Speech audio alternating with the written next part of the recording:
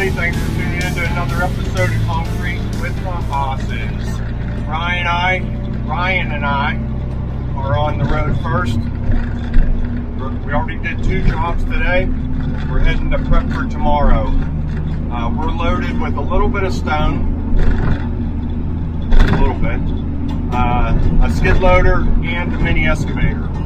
We're only heading about 2 miles from my house, and the rest of the guys are coming in right behind us with another dump truck, power buggies, traction mats. They're all just finishing up. So we'll get there and go over the job site. I think you'll like it. Come on along with us.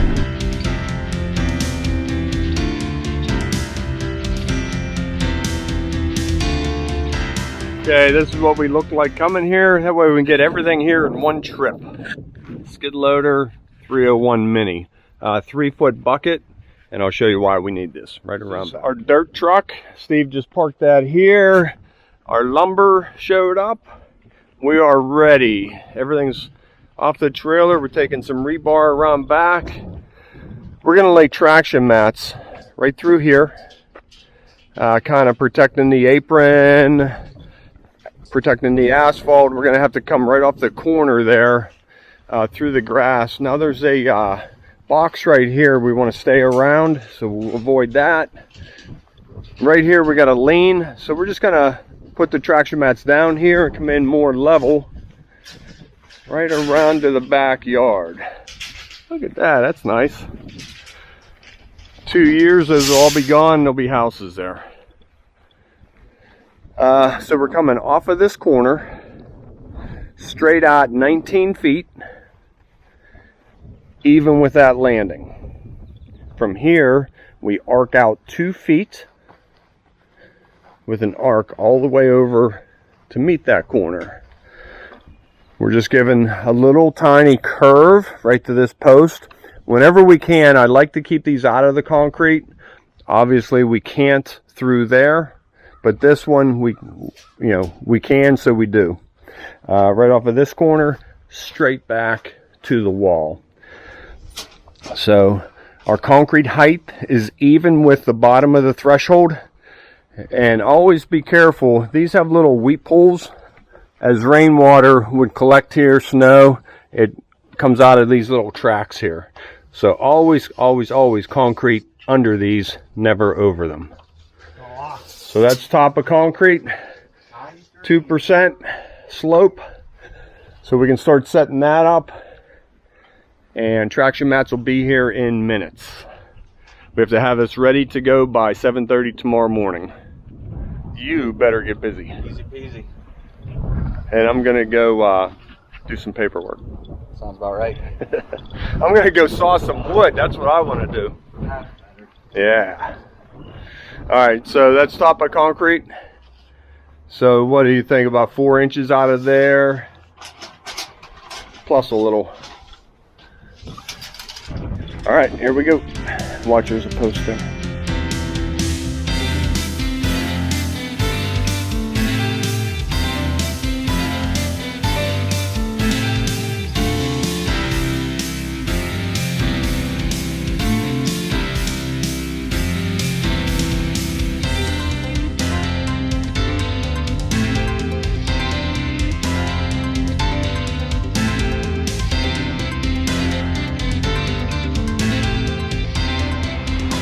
Okay, I scratched out all the topsoil plus a little. This is our low corner. Everything's draining this way. We're putting down about 2 inches of 2B limestone, no dust. We want good drainage through this, and this is the material of choice for me. Sometimes you see us use river gravel, and that's real nice and clean, drains excellent. But it doesn't lock together. We get a lot of movement. This we can put down, we'll tamp it, and this won't move underneath the concrete. Just, to me, it gives us a more stable base. So we're all cleaned out around the pillars. Just getting a dusting here. We're going to run our arc. Have this form ready. We'll leave this form off until tomorrow. What do you need? Okay. I think we need a piece of skinny plastic. Skinny for that curve, small curve there. That's fine. I think I had, my truck's not here. Okay, talk to you in a minute. Okay, hopefully it gets quiet here for a second. Here is my intersection point, 19 feet off of the brick. So right here, pull the string right across. So Steve's setting our 2-foot arc. Okay, I'll get this if you want to pull it. 2 feet from the string to inside of the lumber. Right there, Steve. To you a bump? Good. To me a bump? Good. Okay, lock that in real good. I'll give you a look from up there. We're up here. That's level? Or you mean your 2%? Yeah. Okay. Yep, we'll pick all that up. Alright, we'll get this locked in and I'll show you when we're done. Here comes some more gravel.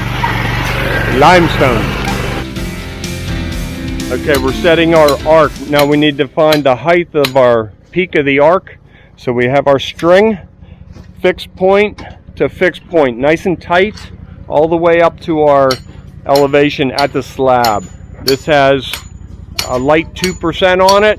We want this to intersect. Go ahead, down, Ting, down, ting, down. ting, ting. Good. Perfect. Now we know we're at the same plane all the way out. Okay, ready to go. So buggies on tracks are the way to go. Those ones on tires get stuck a lot.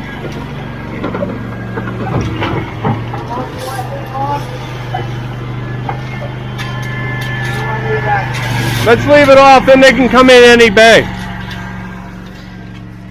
Go ahead and build it. Yep. All right, we're fluffing this in.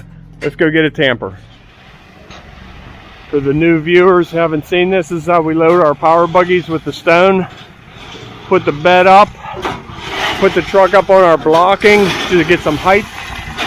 And on the last little bit, we need a guy to get it out of the corners. Other than that, it just spills right into there. And away we go. Okay, so as we're putting this together, there's all of our stone in compacted, wire mesh, and that's our rebar grid. Down here, wrapped around these posts, a big slab like that. We want plenty of reinforcement. Here's the 19. But actually, the big discussion is,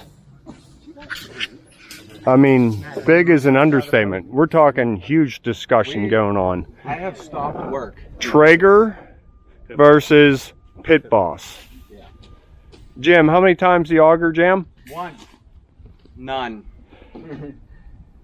Give me more. Give me more. I can control mine with my phone. 6 years. Can you do that with Pit Boss? Mine's half the cost of his. Half the cost.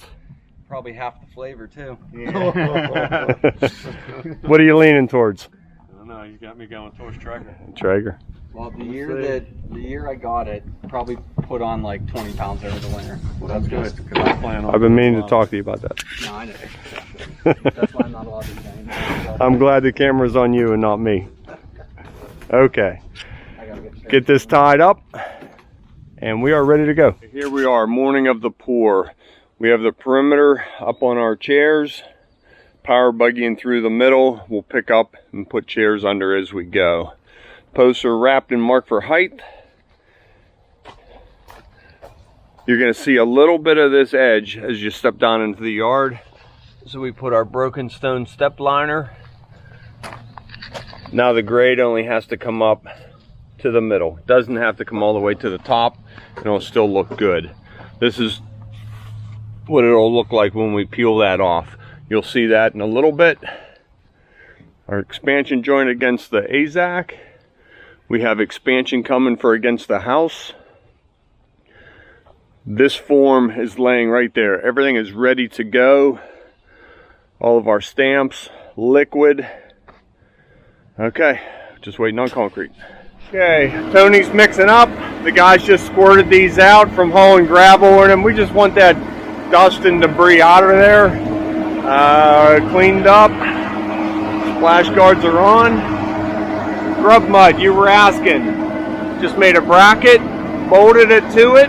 There's a lip here. piece of rubber mat from Home Depot. You got to get one with TrakMat, buddy.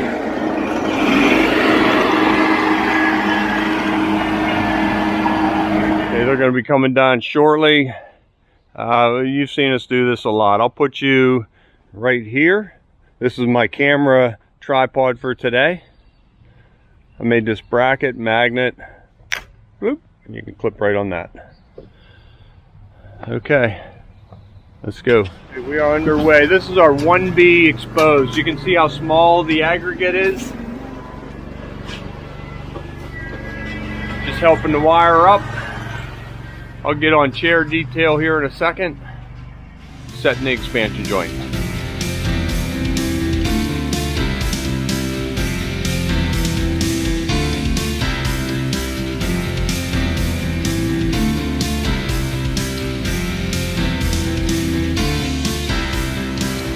Okay, we put in our form, now we're just putting step liner up that.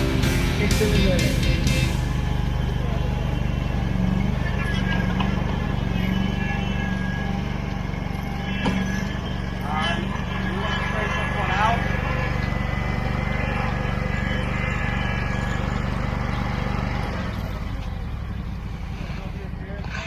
You can rip this in half and get a little bit more on.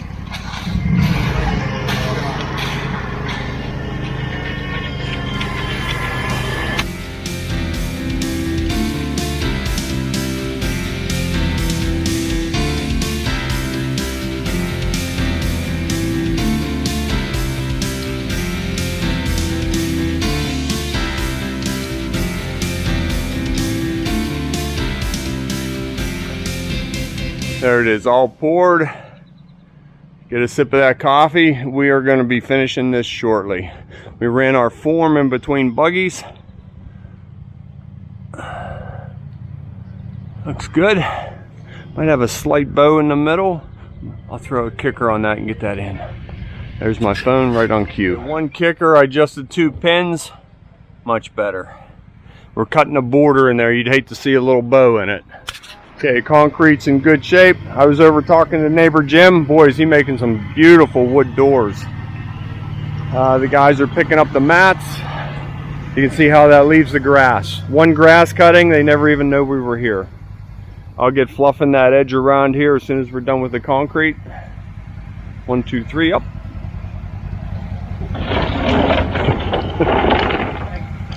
All right.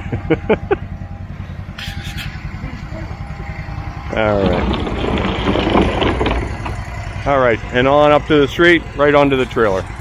Cutting in the border over there. I'm starting on this corner. This is a 12-inch edger with an adjustable slide. So just work that in right behind. Did I get a good picture of that? 12-inch with a slide. Work it in right behind our step liner. And just follow that right around. You can see how the concrete's nice and soft yet. You want to get this done early. All the way around the perimeter.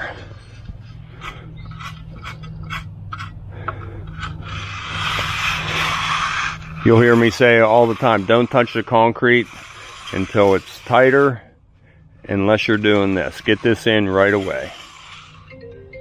Right on cue. It's that time of year. Okay, this is where I start to get nervous.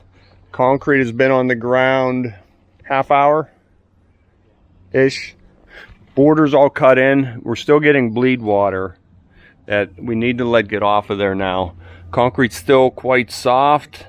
I didn't put calcium in this. It's the 1B stamp mix, so there's a lot of cement in it. You have to coat each rock with cement, each pebble with cement. So they up the cement ratio. I think it's about a 6 3/4 bag to 7 bag mix in this concrete. Real high strength. It's about a 4,500 psi. A lot of cement in it, so when it starts to go, it goes. We have to be ready, and knee pads are on.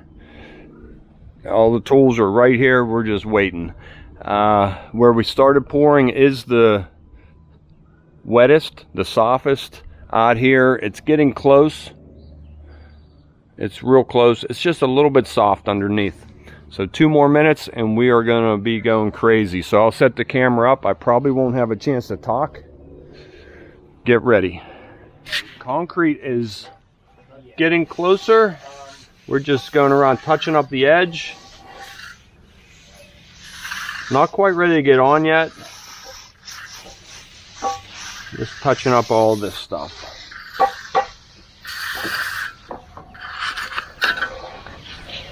All right, getting ready to get started cutting. I'm gonna get this one in.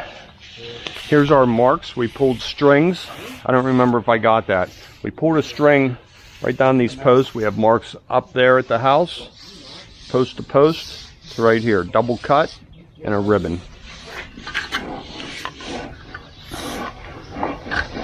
Never leave your tools set on the concrete. It'll stay wet underneath the tools.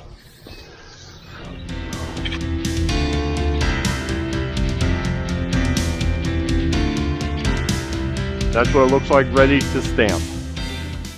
Ribbons cut in, border cut in, troweled smooth. Floppies are sprayed right along this edge. Ready for my first mat there. I'll take that strip, 2 of those strips. Gracias. Practicing my Spanish.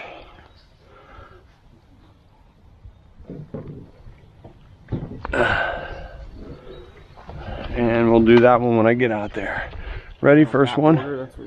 I think, yeah. Okay, all sprayed.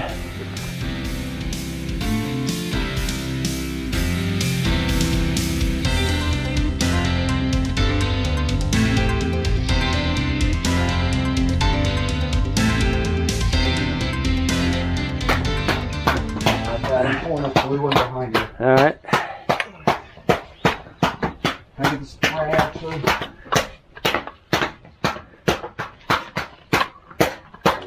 There it is from up on the deck looking down. Just finished stamping.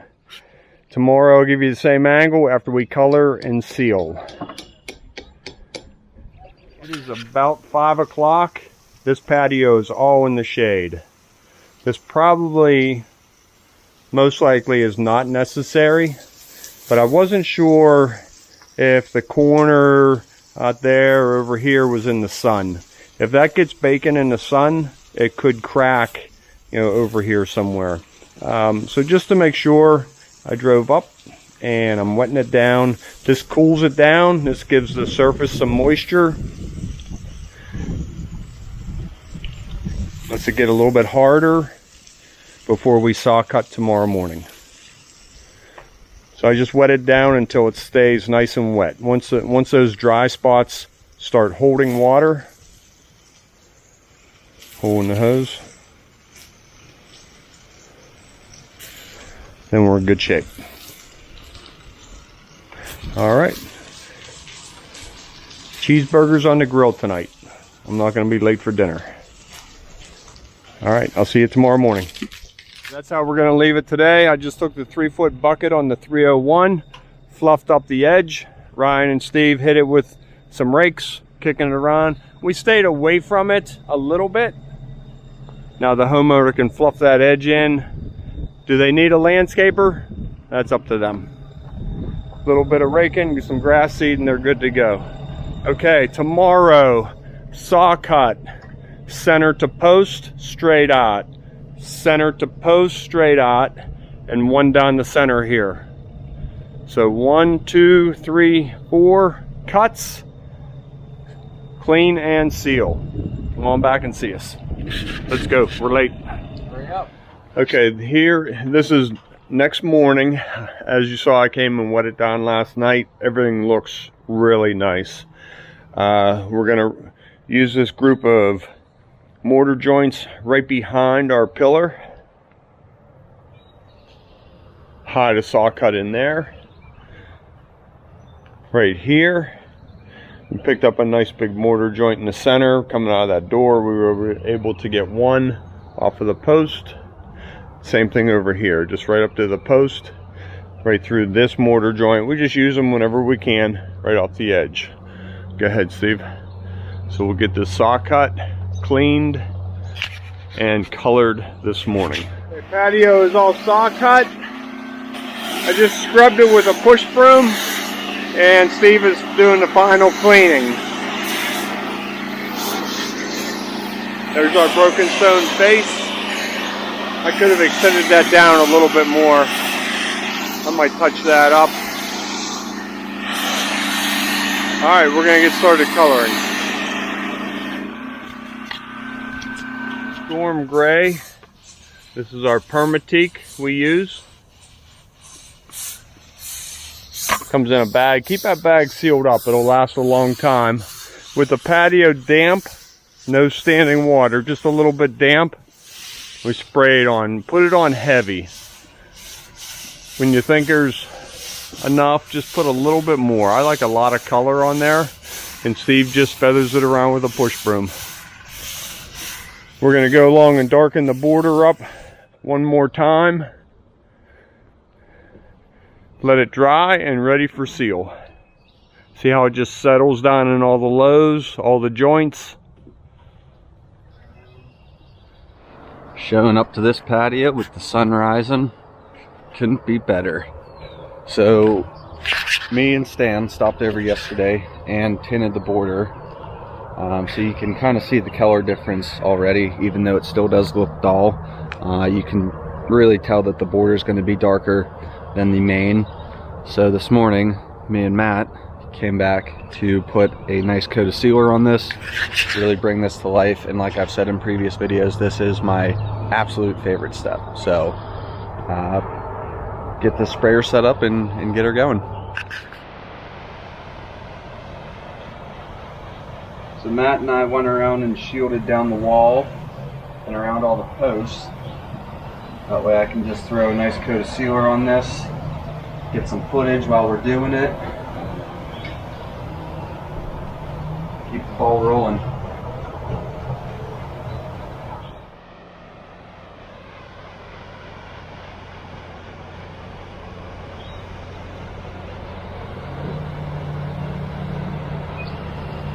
Okay, so there it is. Everything is all nice and sealed up. Went around and hit the edge as well because we gave it that broken stone edge. Wanted to really make that pop. After I was done with the first coat, I just kind of walked the perimeter again, gave everything a nice light dusting for second coat. Did put a decent amount of traction grip in this. We want to make sure nobody slips and falls on this, but I mean, you can see pretty well, you know, all the variation in the contrast. I said that jokingly, but you can actually see it. And as the concrete cures and dries over the next week or two, all the coloring will settle in and it'll really, really look natural and just really look awesome. So that's a wrap for this one. I want to thank you guys for tuning back in to another episode of Concrete with the Hosses. If you liked what you saw, please click the like and subscribe, and we'll see you on the next job. Thanks. Have a good day.